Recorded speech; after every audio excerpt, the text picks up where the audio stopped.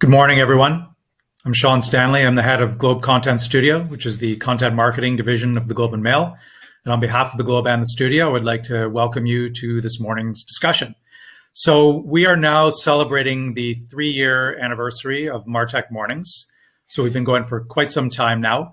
It's been a great journey. Obviously, in the initial stages, we did mostly live events, and now we've shifted to doing mostly virtual events, of course. But the same premise remains, which is, we take a look every month at how technology is impacting marketing and some strategies that you can use around those techniques to get the ultimate business results for yourself, your client, whoever it is that you're representing. Now, COVID has also presented us with some new challenges, particularly around marketing and advertising. There's been a real shift in the way people work. And as a result of that, the way people are marketing and advertising products. So today I'd like to introduce my colleague, Katherine Scarrow, who's the general manager of the Content Studio. She is going to introduce our panelists and set the framework for our discussion, which is going to be all around B2B marketing. So Katherine, over to you. Thank you, Sean. Hey, everyone. I am Katherine Scarrow, the General Manager of the Globe Content Studio. Thank you all for joining us this morning. I'm really excited to talk about B2B content marketing because, as most of us know, doing it well is really hard. And part of the reason is because buyers have more information at their disposal than ever. In fact, Google estimates that B2B buyers perform about 12 searches before finding a solution and even engaging a brand. And so building trust, as we know, takes a lot of time. So it's difficult. The good news is that's where effective content marketing comes in. So I'm really pleased to welcome our great panel of guests this morning who are here to share some insights and best practices on this very topic. So welcome to Lex Perry, who's the Vice President of Marketing, Communications, and Research at Colliers International. Sultan Ameerali, who does marketing and sales strategy at Canada Life, and Richard Wong, who is an account executive at LinkedIn. Thank you guys all for being here this morning and taking the time to join us. Now, just before we dive into the discussion, a quick bit of housekeeping. Please note, as a viewer, if you happen to run into any technical issues during the session, don't hesitate to reach out on the chat box below and we'll help you out. And for those of you who may have questions for our panelists, please feel free to use the Q&A tab, and we'll be getting to those at the end of the discussion. Okay, guys, so I want to set the stage here a little bit with B2B content marketing. So Sultan, I'm going to start with you. Help me and the audience understand those key differences between B2B content marketing and B2C content marketing. So for me, in my role at working in the financial industry, I think for me the key difference is sales cycle. Obviously, when you're talking about selling a car or selling a product, that sales cycle is much more compressed. The need is more obvious. When I look into something like business to business, sales cycle can be up to a year.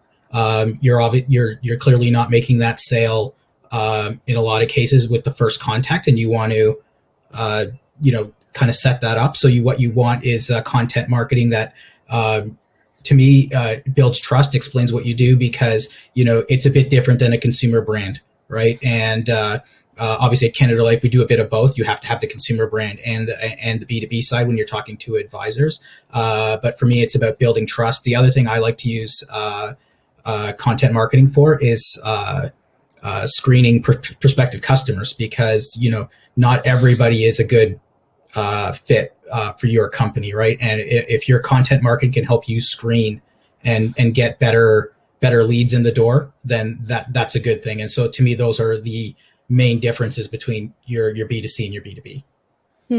Okay, and Lex, over to you. From your own experience at Colliers, what kind of resources do you need to build this kind of successful B2B content marketing program? Because as Sultan mentioned, it takes a long time. The sales cycle is much longer. So from your experience, what needs to go into this? Yeah, so I mean, start with good talent is always a really good start. In terms of the hard resources, and you want to develop a team that is curious, and is asking lots of questions and working very closely with your sales team, because there's an online experience that's very important that your clients are going to go through, and then there's also the offline experience, which is really important, and you want those to be as aligned as possible. Because in the B2B space, a sales process is going to be largely consultative as well as informed by online research. So you want to make sure there's some good alignment there. Mm-hmm. And Richard, how can marketers create those leads and sales and generate excitement without really overtly promoting themselves or their products or their services? How can they do it without feeling very, salesy? Yeah, exactly. And I think I've had the fortune that I can work with a lot of different companies. And I think what we've become a lot more aware of is when someone's overtly trying to be super pushy and push us down like a super salesy type of pathway. The best ways and the best type of companies that we see don't have to give you the hard sell. They have to demonstrate their value, show them why you're interested in their type of products and services, convince them that you're a differentiator and that not only are you going to become an overall good service for them to use, but also probably a leader in the space. Then they actually want to work with you versus you just trying to work with you because of just pure sheer grunt and sheer force. Okay, Richard, I'm going to follow up with you, but isn't sharing that really useful, inspiring content that's going to, say, solve a customer's problem, isn't that just helping your competitors? Isn't that sort of revealing secrets? Why would a content marketer go that route? So two points of thought on that side. One, all boats rise with the tide. So if you are a good actor that's rising the entire industry, well, not only are you maybe helping your other type of competitors, but your other competitors, if you're talking about Lex's issue about finding good talent, they're probably going to look to you as a leader and maybe jump over ship. But more importantly, I think, is the fact that when you're working on this, separating yourselves, defining what your expertise are. I think, especially in a B2B type of environment, we oftentimes think that it's less actually about some of the products and services, but oftentimes the teams that you work with and you choose to work with as partners. And having that thought leadership and having that defined type of good content helps you define what your team believes in, defines who the thought leaders are, and ultimately defines who you want to work with. Okay. Now, Lex, obviously, it's easier to connect with an audience if you have a presence already, such as Colliers. People know that name. But where do you begin as a B2B content marketer when you're starting from scratch? You're starting from zero. Where would you begin if you kind of say you started your own shop tomorrow? Yeah, I think it's a really great question, and I'm so glad that you've heard of Colliers. That means we're doing something right. One of the things that I see folks get hung up on is, well, what platform should I use, or what technology do I need to implement, or what tools do I need to put in place? And I think it's a big distraction. There are LinkedIn, and I don't want to get into too much of a plug here, but in the B2B space, LinkedIn offers so many tools that are just free. It's a great place to start. But I would start with your clients. So build out really specific personas of the types of clients you're going after, map their journey, their customer journey, and that'll actually create a really nice roadmap for content that you need to develop, particularly as you highlight pain points, and then leverage the heck out of the free stuff like LinkedIn and Facebook to get started and to get learning, and don't get too hung up on the infrastructure that you might have to build along the way, because that will come as you get started and learn. Lex, I want to follow up on that persona comment you made. Just as someone, say, new to the B2B space, how many personas would you recommend, and how do you craft them in a way that feels genuine? I mean, are you talking about interviewing real people and creating sort of an archetype around that, or what would be your approach? Yeah, so and it's a really great question for us because we're so big and established. We could develop hundreds of different personas and user journeys, but start simple. I'd recommend starting simple and starting small. In our world, we have so many different people who may touch a purchasing decision, a single purchasing decision. We might be dealing with an IT professional, a CFO, an HR person, all around someone choosing what office space they want, for an example. And to get an understanding of where their pain points are going to be is really critical. So an IT professional in the context of an office space move is going to be worried about security, cabling, the infrastructure that serves the building, whereas a CFO is going to be more interested in dollars and cents, tax implications, and so on and so forth. So you've got very different points of relevance for different personas. So I think you do want to get fairly specific around what's going to make that person tick, and go a little bit deeper than just sort of their title is X and their role is Y.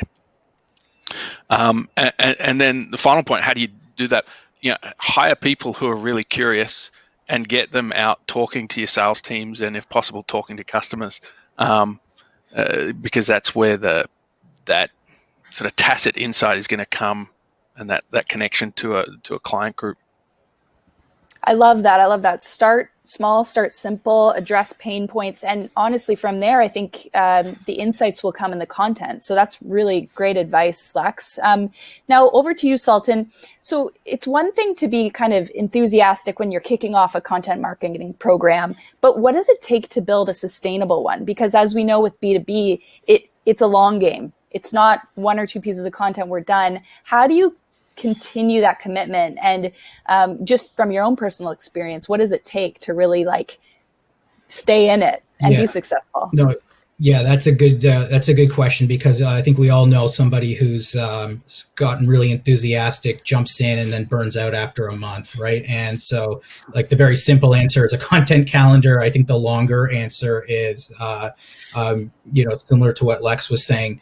I interview salespeople to understand the sales cycle, where the hitches kind of come in. I try to identify that sort of fulcrum person in the organization, who's ultimately, there's a lot of stakeholders, but ultimately somebody will make that decision. I use a lot of, in my own experience, journalistic principles. I look at you try and look at the facts and the patterns and sort of see what fits and what doesn't. And, it's very, I think very basic in the sense of, you have to kind of plan things out in the sense that you want to kind of have I don't want to keep harping on sales cycle, but you want to kind of have your content kind of match that sales cycle, right? And so, I think the common mistakes that you kind of see from B2B is, and I think we've all probably seen this before, is you sign up for an email list and you get too much stuff, and then you unsubscribe. And so, of course, your salespeople are not happy, because if you're on the B2B side and that sales cycle takes longer, if you're burning somebody out with too much content and they're unsubscribing before the salesperson has to gets the chance to close that sale, then you've not only been counterproductive, but you've made the salesperson's job that much harder, right? And so I think a lot of those things in terms of making it sustainable fall into place once, and I also think it does vary based on what your industry is and what you're selling. But when you talk to your sales staff, when you talk to not only your best customers but also prospective customers, I feel like a lot of that stuff kind of falls into place, and then the cadence becomes intuitive. It becomes easier to make something sustainable because you kind of know what your end customer has in mind. In my personal experience, I tend to try and this is something that works for me. It may not work for everybody, but I tend to try to make the content a bit broader. So to Lex's point, it would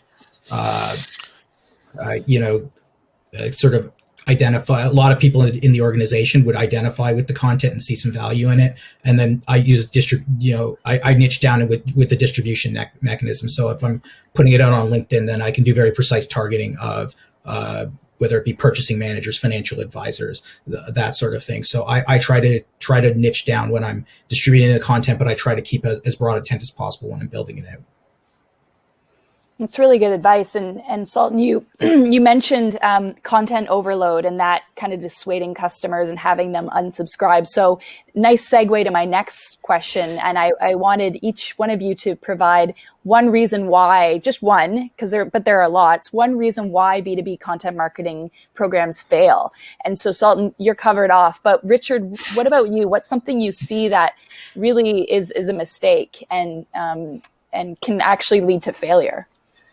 Yeah, I would say when you sent over this question, there's so many failures, possible ways of things that could work. So we can go on and on in terms of like common questions and reasons why. But let me pick one of the most common ones that I typically see. Is I usually work with a lot of other clients who say our number one goal is leads, and so all we want to do is generate leads. I was like, okay, cool. Do people know who you are? You're launching into this new market. Have you done anything?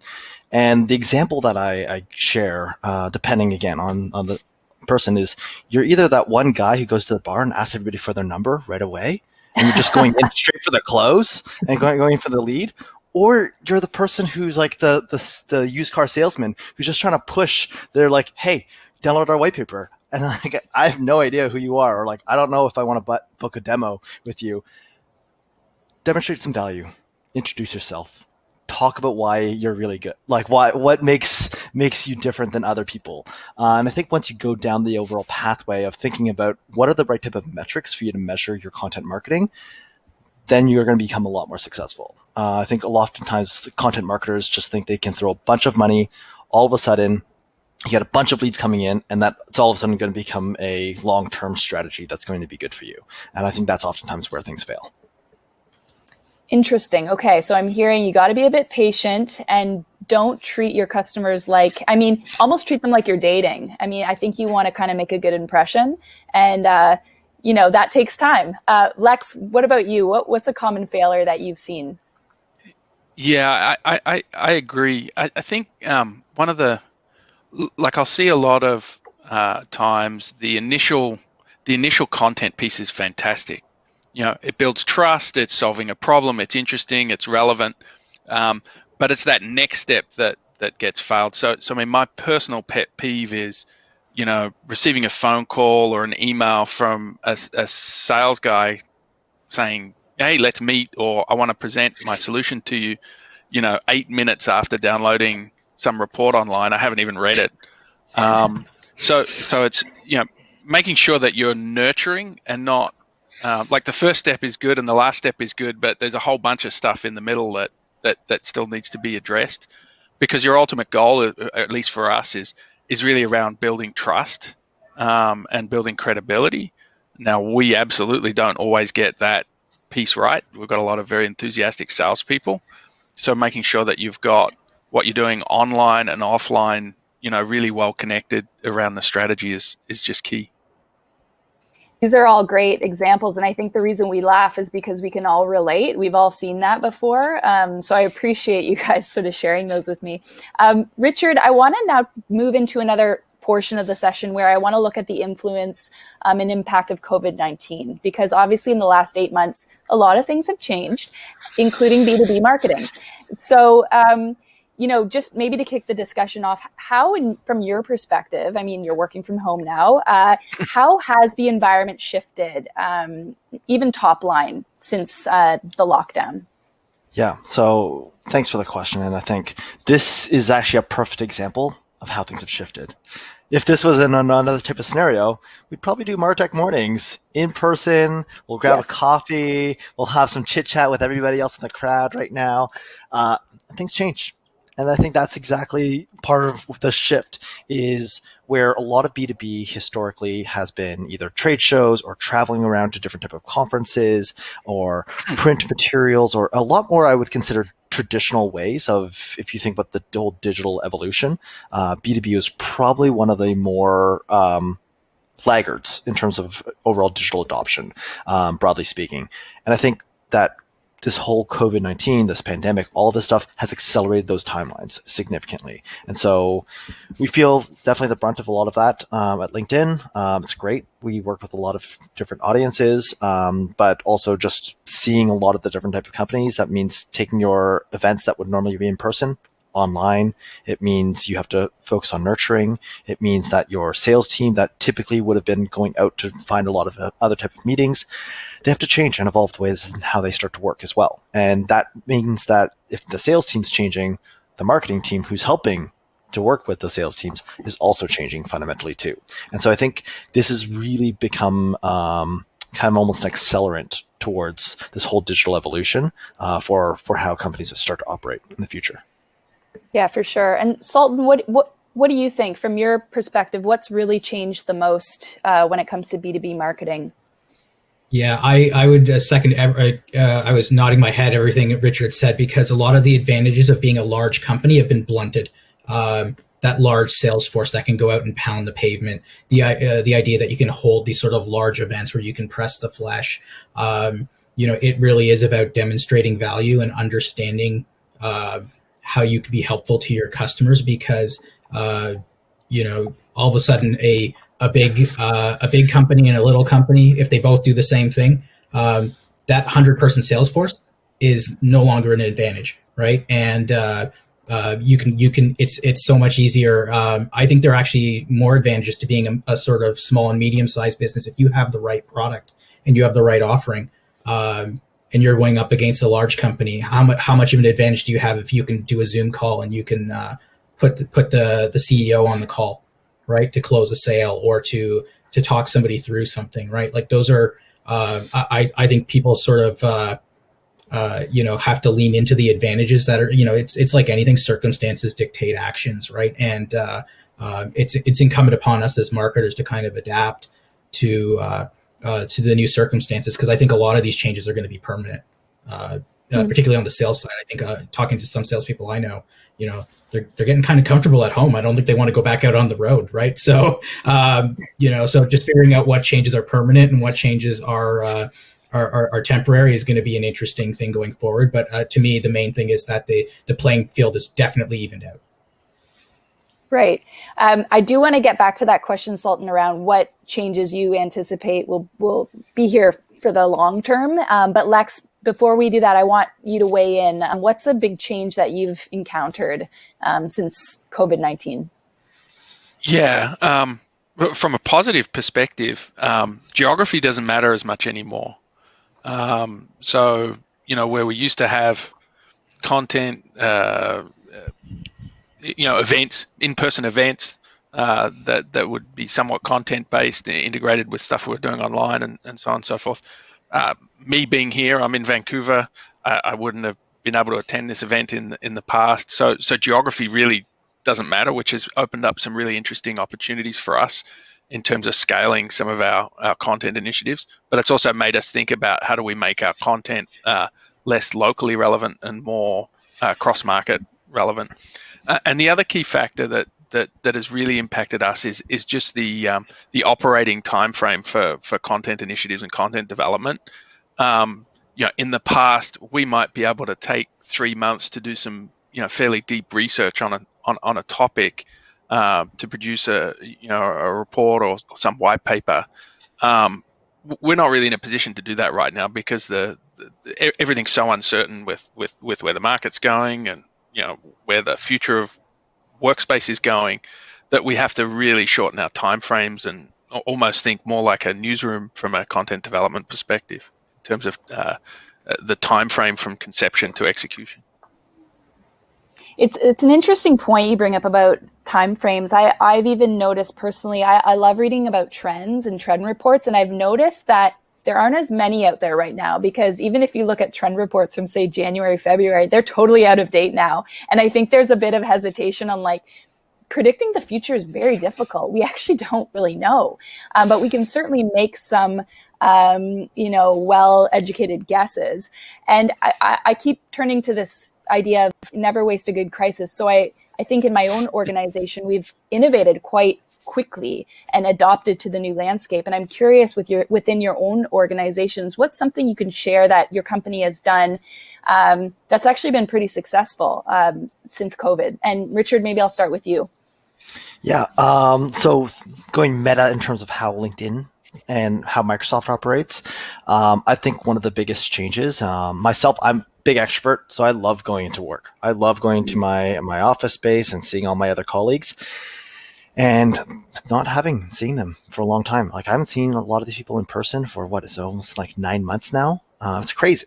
And so what we've done as a part of our overall change is a lot of how do we do virtual hangouts. For myself, who operates in Toronto, a lot of my colleagues are all across the world. So this has actually brought me closer to some of those other additional type of offices. So to Lex's point, geography matters a lot less.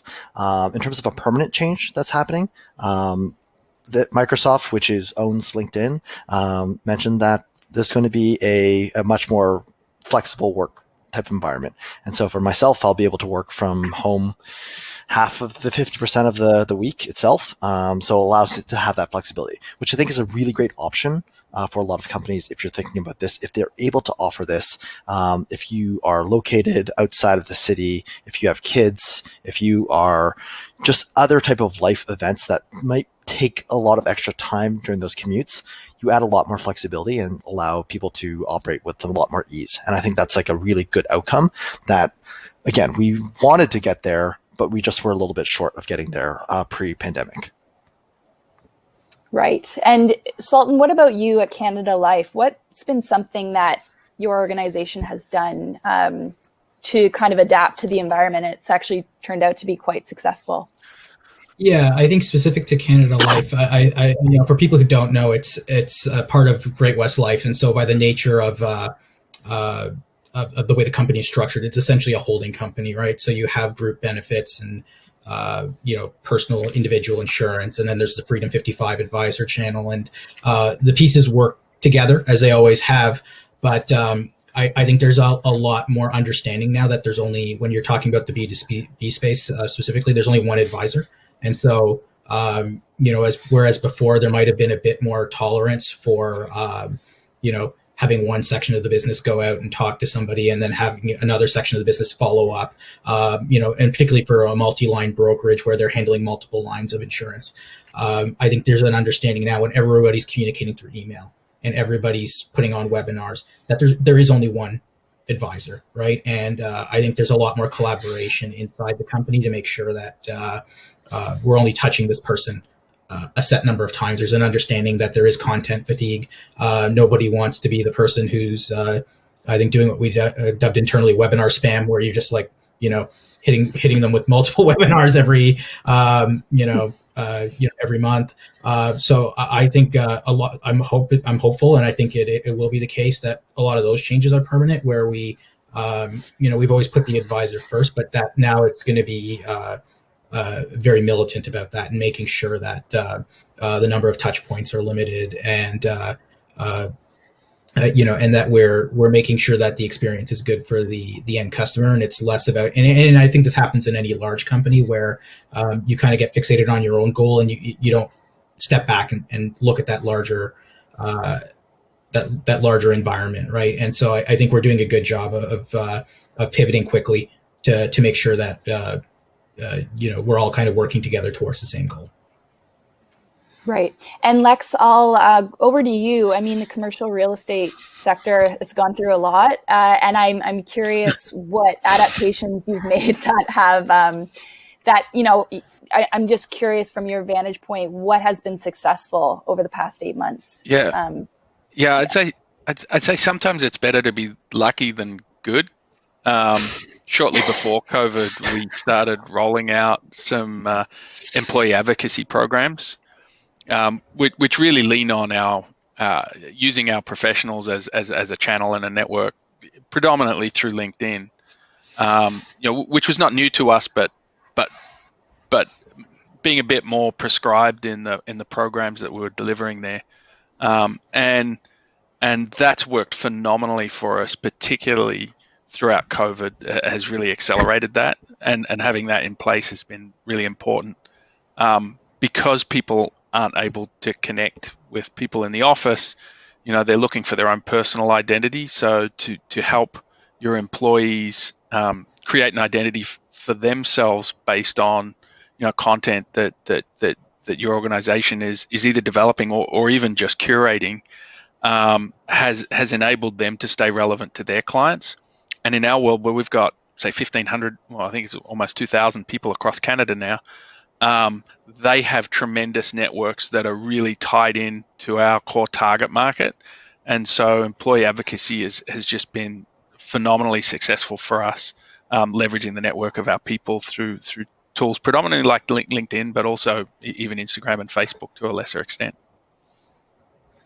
Very cool. And we even on our pre-call, we talked about webinars and Zoom fatigue, and we're mediated by a screen. And with content marketing and B2B in particular, sales and marketing have to work very closely together. And I personally have found it difficult not being in the office because there's a certain energy level, there's a certain amount of just enthusiasm that you get from seeing someone in person and working together. So I'm curious. Maybe I'll go over to Richard because I know you love being in the office. How has your organization managed to keep that culture and keep that dynamic when now we're all at home? I mean, it'll never be exactly perfect, but what steps have you taken to ensure that you're kind of on the same page? Yeah, so I think there's a few different type of things that we typically did, I'd say, in person, but you can now do digitally. Some people have daily stand-ups. Some groups, and you can take essentially that version of that just through, we use Microsoft Teams. And so there's just like a daily stand-up where you just connect. How's everybody doing? I know at least one of my teams, they started one where it was actually just a survey, a quick check-in. Everyone just says, okay, like a 5-minute journal type of area. What do you want to get it done today? What could possibly hold you back? How are you feeling out of 5? And then like, how stressed are you? Out of 5. Quick check-in just to engage everybody's reaction. It's a little clunky at first because you have to say like, how am I feeling out of one on a 1 to 5 scale, but it allows you just to be able to connect and make sure that we're humans with each other. Short of that, with your immediate team that you work with, and depending on your relationship, I prefer just jumping onto like a Teams chat or some video chat or something like this versus like an email or another type of IM message, just because it's a lot more personal and you can just see how everybody's doing. Sometimes for our social channels, so we switch off of LinkedIn because we want to just like hang out with other people, and whether you're using other type of apps or other type of groups, just other type of channels in order to bridge some of those connections. There's a whole plethora of different type of games that you can play with your teams. So I know some of my immediate teams, they use groups like apps like House Party. I know later on this week, there's an Among Us, if anyone's familiar with the new game that's been taking everything by storm. Just different type of games just to mix things up, given that we likely won't be able to have a happy hour drinks anymore. And have you found that the energy levels have been maintained with all of these different technological solutions, or is it? If I'm speaking honestly, it's hit or miss, I think. Yeah. You probably don't want to do the weekly happy hour because the weekly happy hour then becomes like a bi-weekly happy hour or something like that, and then eventually a monthly, and then maybe a quarterly.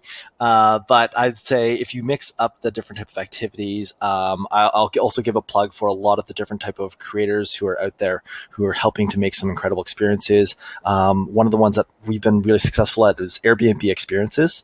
Does a ton of online experiences, and they do them remarkably well, whether it's a bartending class that you can all do together, whether it's an art class that you can do.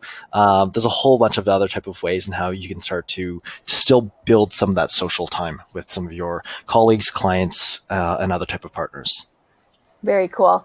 Those are some great suggestions, Richard. And I think what I'm getting at is, I think there is still something lost when we're not in person. And Sultan, I want to go over to you because I think in your space with working with advisors, how have they kind of received like moving towards a digital environment when historically you probably met in person? Has the transition been smooth? And I mean, it seems like this is probably going to last longer than we initially thought. So is this the future of how you'll communicate? Yeah, I think it's gone smoother than I would have thought it would. I keep a network of advisors that I can sort of rely upon to stress test ideas and talk to about ideas that we have in flight, how they're working, how they're not working, and I find that that feedback is valuable to me. Before, it would always be the way it was structured in the Toronto office. I could walk up the street to a Freedom 55 office if I needed to and talk to somebody, right? And obviously you can't do that anymore. And so, but to be perfectly honest, Canada Life and the way the company is structured is pretty good for remote work, because if we have a group benefits office that's the former Great West Life that's based in Winnipeg. We have the former London Life office, which handles most of our consumer-facing products. That's based in London, and obviously the traditional Canada Life building is based in downtown Toronto. So we, a lot of the things that Lex and Richard are describing are things that we, to be perfectly honest, we've been doing on a pretty regular basis since the time I've joined, because the nature of having a business partner in London, having a business partner in Winnipeg requires you to get on the phone and don't. I think we've all kind of been on that email chain that just grows and more people get added to it, and that is the complete opposite of productive work, right? And that idea that you can just get on a Teams call now. I love not just to shamelessly plug Microsoft products, but like Teams is super valuable, right? We have Teams, we have Slack. The idea that you can just reach out to somebody, when they're online. I think there was always a gap when you want to call somebody on the phone. Like, am I going to disturb them? Are they busy? The little green light tells you that they're not, right? So you can just pick up the phone or send them a little chat message ahead of time. Do you have 5 minutes to work this out? So in terms of advisors, I think a lot of them are seeing the benefits of working from home. I suspect, and this is just me talking, but I think a lot of them are probably going to get rid of the office space that comes with having their shop and probably work from home on a more permanent basis. I think. Don't tell Lex that. Yeah, sorry, Lex. Lex, I'm a big fan of The Office. I just want to reiterate, and definitely looking forward to going back there. Yeah, I think. What I would say actually for the larger offices, I actually don't think office space is going to usage is going to go down. I mean, if we have to be social distancing, I would assume you'd need the same amount of space, just with less people in it, right? But for a small or medium business, which what an advisor is, a lot of times they're either hanging out their own shingle or they're part of a general agency. That's a different case, right? That overhead expense is a large part of their monthly budget, and to be able to, normalizing work from home to the point where they can bring that back in house, both literally and figuratively, that's a huge expense off the ledger, right? That and you can either reinvest that money or put that money in your pocket. And I would be shocked if we went back to the old way of having advisors in the office 9 to 5, pounding the pavement, and and we didn't see a significant uptake in virtual meetings. Thank you, guys. I want to move into this last portion of the session, and I want to get really practical because I want our audience to leave with some ideas of how they can be successful when it comes to B2B marketing. And so, Lex, I'll go over to you because I want to talk about efficiency, because at the end of the day, we're all limited by time, budget, resources, talent. So how can marketers use content to really increase brand presence, but in a very productive and effective way? Because we know it takes a lot of all of these things, time, budget, resource, but what are some tips you would provide for someone who's kind of thinking about, building that brand? Yeah, look at the resources and channels that you have, and the channels could be broader than just your employee base. I think your own employee base is absolutely critical. It's just a massive asset, a massive network that's sitting there right in front of you, particularly if you've got a lot of employees. That you can leverage for free, essentially. But also clients, suppliers, they all have networks as well. And you can, we've had a lot of success developing content in partnership with our clients and or our suppliers that have enabled us to tap into their networks on specific topics. So looking for the assets, whether that's channels, existing advertising that you're doing elsewhere that you already have, and trying to figure out how you leverage that. And I'd say the same on the technology front. I alluded to it earlier. The amount of time that I see people that I've seen teams and people wasting trying to decide which platform is the best one for them to use, and go into this scorecard buying process, and by the time they decide, it's already redundant, or the technology is not going to do everything you want it to do. Don't sweat it. Just use what's there and make the most of it, because that will otherwise you'll end up sucking up a lot of time trying to get this perfect kind of technology environment to execute. And I think it's a bit of a misnomer. Right. And thanks, Lex. And actually, earlier on, you also mentioned LinkedIn. And Richard, you work at LinkedIn. Here's your chance to talk about some of the great free services that you offer, because it is a natural space for B2B marketing, let's be honest. And so maybe you can tell us about some of the features that, briefly, you can tell us about some of the things that, a marketer may not know about or should be using. This is my favorite part. So I'll start off on the free side. On the free side, if you are operating your overall company page, what you should be doing is pulling into your analytics. If anybody here is on the digital marketing side, we know that there's Google Analytics available, but Google Analytics is only going to tell you what's like the basic parts on your site. The LinkedIn page analytics will help you understand what are the professional traits of the people who are following your overall audience, where you're gaining new type of followers, the type of visitors that are arriving on there. But more importantly, within that tab, there's also a new tab called Content Suggestions. And that's where you can actually start to see what trending topics are happening within your audiences. You can define your existing page, like your page followers. You can also go in there and be able to find if this is the audience that you're trying to be able to get to, you can also start to figure out what are the other type of content that's trending. The reason why you want to participate in those is so that you can start a discussion. I think one of the parts that a lot of B2B marketers often forget is that it's called social media. And social media requires us to be social. And that doesn't mean just your company pumping out a lot of content and trying to get people to consume your content, but it also means being social and participating in the overall zeitgeist of what's happening within the industry and what is your company's stance on different type of topic areas. And that's where I think companies can do a really great job at developing that organic type of material, generating good content that starts to engage those different type of audience members and participate in the overall discussions that's happening industry or sector wide. So I think that's one of the first top recommendations that I'll share with people. If you want more, find me on LinkedIn or any of the other type of channels itself, and I can share more tips. No, that's very helpful. I mean, I wouldn't have asked you if I didn't think LinkedIn was a very natural place for B2B. And Sultan, I want to pick your brain a little bit now on ROI. So we've spent money, we've taken time to develop content.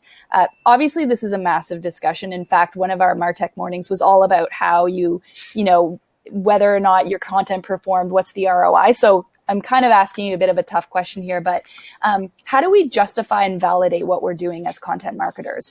And how can we sort of measure its influence on sales and revenue from your perspective? Like what's your approach?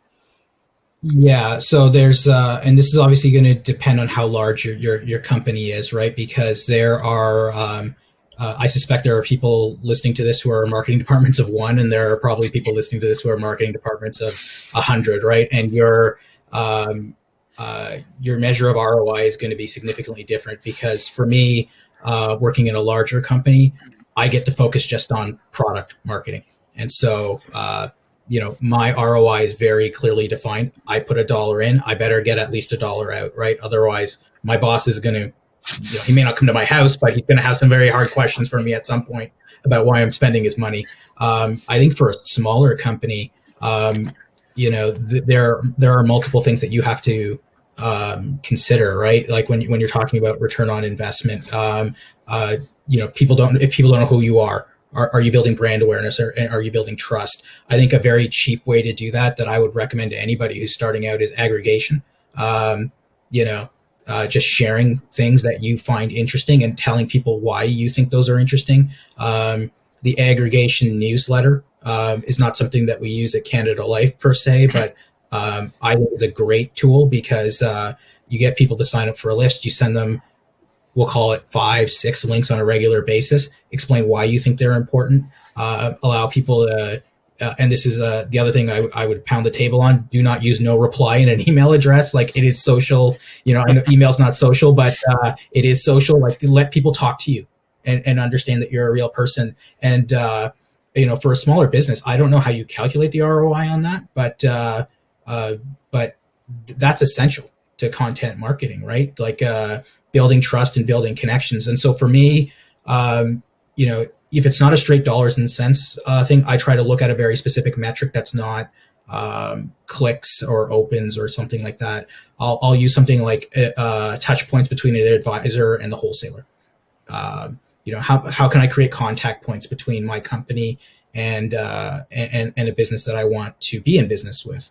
And again, that's something that I use. For somebody else, it could just be soliciting replies to a post, right? And I think that idea, it really depends on how you define success and what you're trying to do.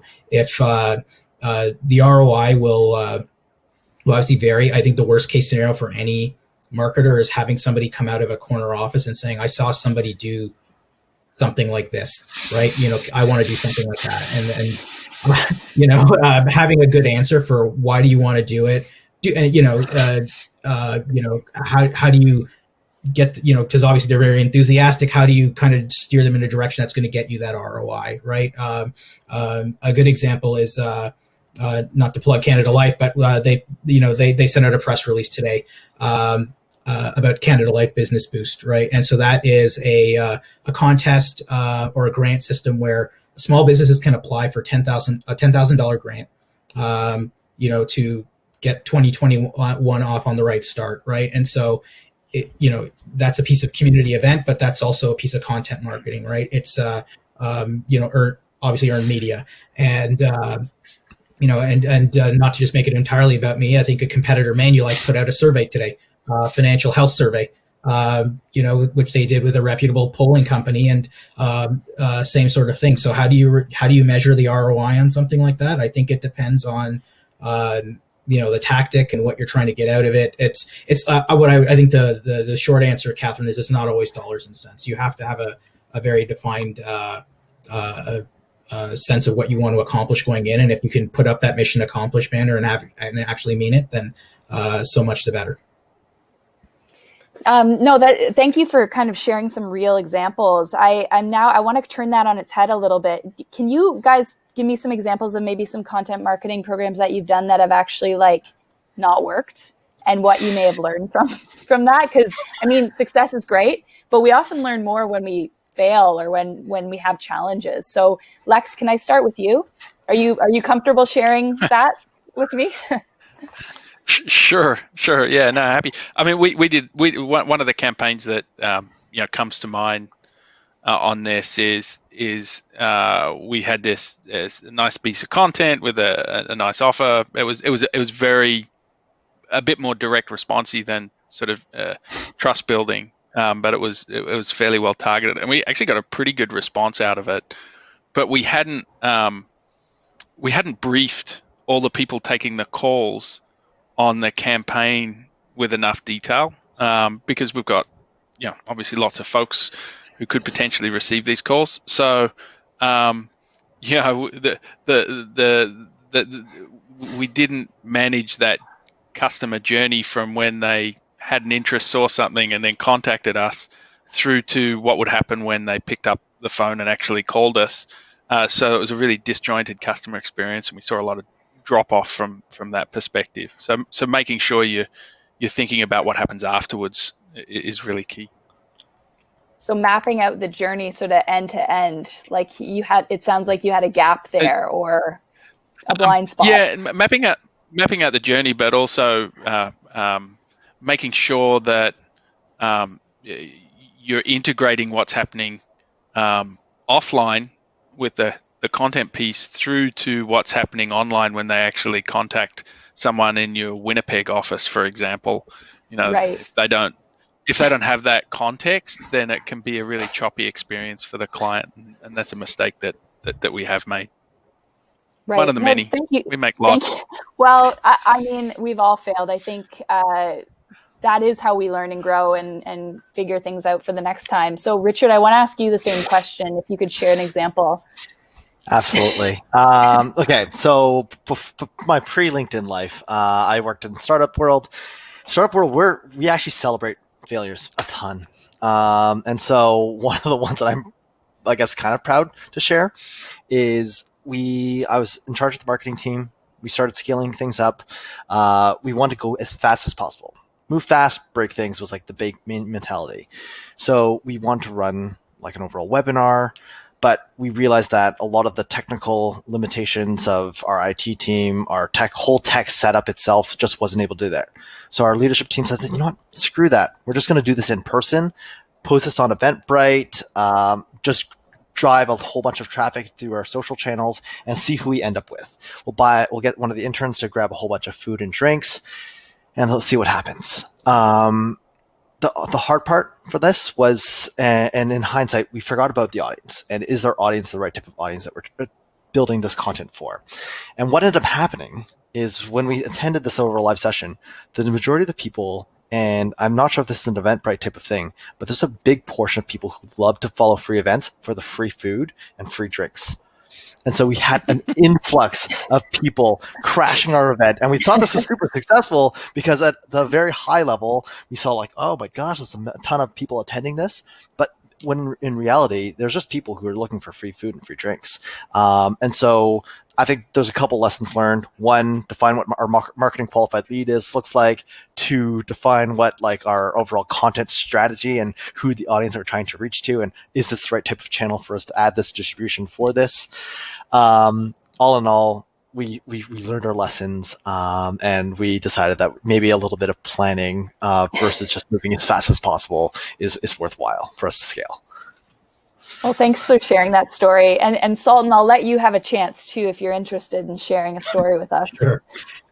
Yeah, I'll go with a pre-Canada Life example. So, and I think the lesson to take out of this is just because your boss tells you that there's a problem, do a little due diligence and figure out what the actual problem is. Because when somebody says sales are down because of X, ask enough questions to figure out what X is, and that X is actually the problem. And so in a previous life, I worked at a fund company in the pre-CRM 2 days, and that was before the certain rules that are now in place for advisors in terms of compensation and how they're paid by the companies that supply funds and insurance products.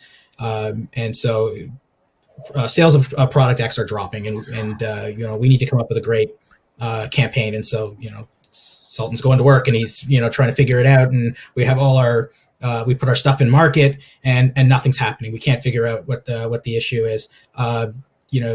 Do a little due diligence and start talking to advisors and find out that it's a product with a what's called a deferred sales charge, Katherine. So you get paid over the course of 7 years to keep people in the fund. After 7 years, advisor stops getting paid. They're starting to move people out of the fund and into something else. So that's a different problem to solve. That's not a marketing problem. Thankfully, the way the industry is structured today, that sort of thing can't happen again. But in terms of advisors, looking out for their comp instead of their clients, but a lot of time and a lot of money was spent to try and fix a problem that could have been fixed with a different solution. And a better way of doing things. And so understanding the problem and looking at the facts and looking at all the patterns and seeing what doesn't fit and talking to all the stakeholders before you make a decision. No, that's great advice. And guys, thank you for sharing those examples and obviously the lessons too. I know we don't always like to admit that we made mistakes, but I really appreciate it. And we don't have much time left, but I do want to take a couple questions from our viewers.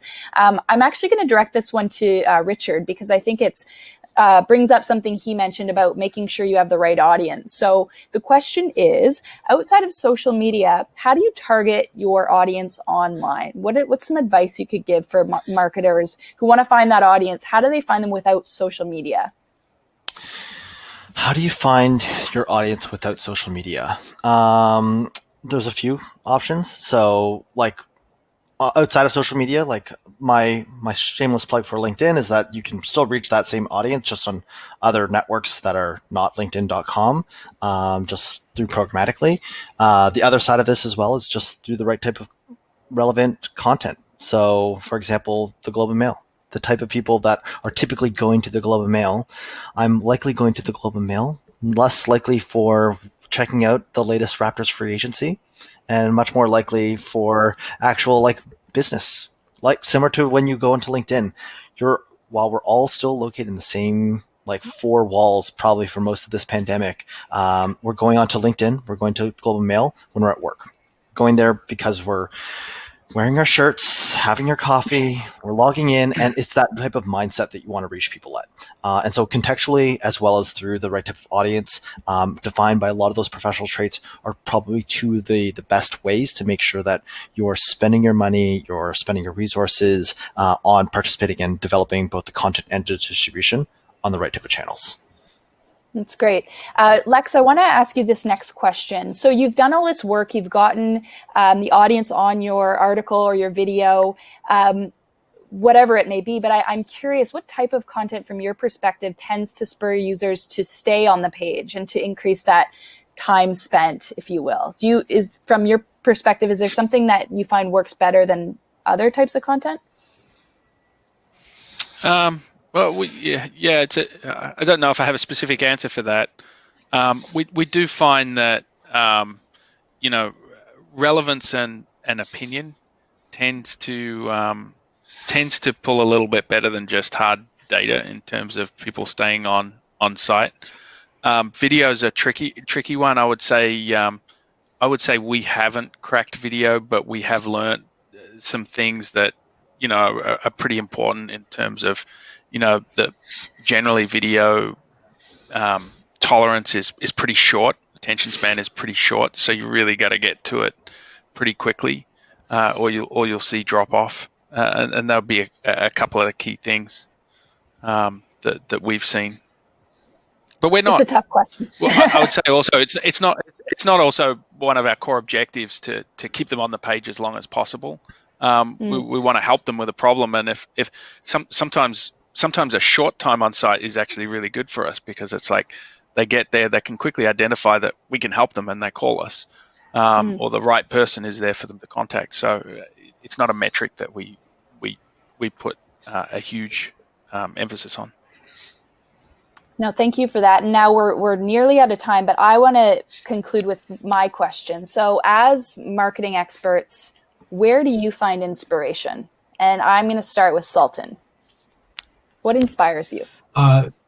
It's having worked in the media industry before, coming into the marketing space, I try to look at interesting things that there are very few media companies that are kind of thriving in this kind of current economic environment, right? And so I think that kind of inspires me. Like that, I think is a great example of content marketing that actually turned into a viable business. Is the New York Times has a podcast called The Daily, and I don't know how it's doing these days because nobody's going to work. But that clearly started as a content marketing exercise to prime people to subscribe to the paper, and it just blew up into something massive and a beast all on its own. It drives subscriptions. They make money on advertising. It's for some people it's the only way they get their information during the day, and that to me is a great example of doing content marketing effectively, and to the point where the content marketing became the product. So I tend to look to my former colleagues in the who are still working as journalists to see what interesting things that they're doing that I can adapt for my own purposes. And, speaking from my own experience, a lot of the most effective campaigns that we've ever done at Canada Life have been things where we've piggybacked on ideas that have come from traditional news media. It's interesting you bring up the daily. I pre-COVID used to listen to it every day on my morning commute, and I've actually stopped because, again, I don't have that time in my day. But I did notice an interesting pattern. They started off really, they had other advertisers, at the different segments, but eventually they started plugging the New York Times, and it was very smart because they had that audience, and I was prepared to listen to that little plug because the value of the content was there. It wasn't a turnoff. Right. Had they started doing that from the start, I think my experience would have been different. And look, the New York Times in some ways is a competitor, but I still appreciate and totally agree with you. I think that's a sort of a genius way they put that together. I want to ask the same question about inspiration. I'll go with Lex now. What inspires you as a marketer? Yeah, I find, I don't know if it's inspiration or innovation, but most of my creative ideas come from conversations with people and not necessarily organized conversations or organized brainstorms, and that's an area where I do miss the office.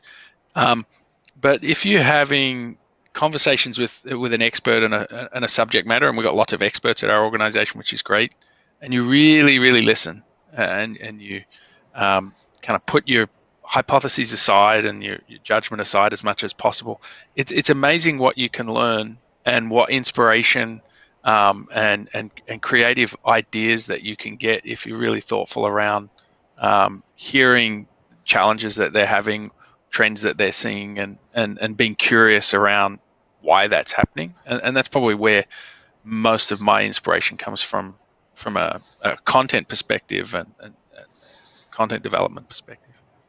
Very cool. And Richard, I'll let you have the final word. Yeah, I'll keep it short and snippy. Building on both of all of your points, follow people. Follow the companies, follow the individuals, follow your peers. Join things like this, industry events. And thank you guys for hosting this, because this is what allows us to all get inspired from each other. And I think that this entire world is evolving so quickly that unless you're participating and starting to follow people, what they're actively doing, what your competitors are doing, what other type of, like maybe adjacent type of industries are doing, that's what gains you that inspiration. And that's what keeps me going. So thank you.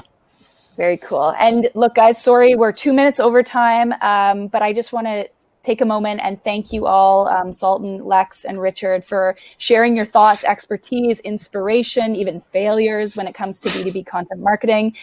Thank you to the audience for joining me and the Globe Content Studio for today's MarTech Morning. Our next webinar will be in November. We'll be focusing on sports marketing. Follow us on social, subscribe to our newsletter to find out more. Thanks again, and enjoy the rest of your day. See you later. Thanks for having us. Great. Thanks, Katherine. Thank you.